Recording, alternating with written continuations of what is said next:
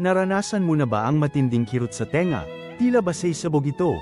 Habang bumibiyahe sa loob ng high-speed train na dumadaan sa isang madilim na tunnel, ang kakaibang sensasyong ito ay hindi lang ordinaryong discomfort, ito ay isang misteryo na maraming pasahero ang nagtataka.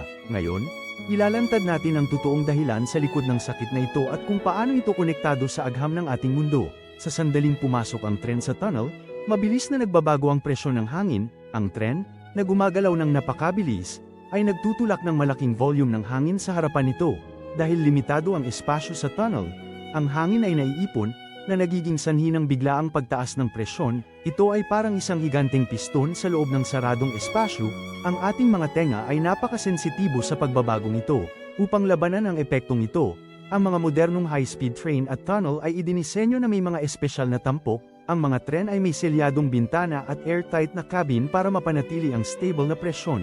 Ang mga tunnel naman ay mayroong ventilation shaft upang mapadali ang daloy ng hangin at maiwasan ang sobrang pagtaas ng presyon. Sa susunod na sumakit ang iyong tenga, alalahanin na ito ay isang kamanghamanghang halimbawa ng physics sa pagkilos at engineering.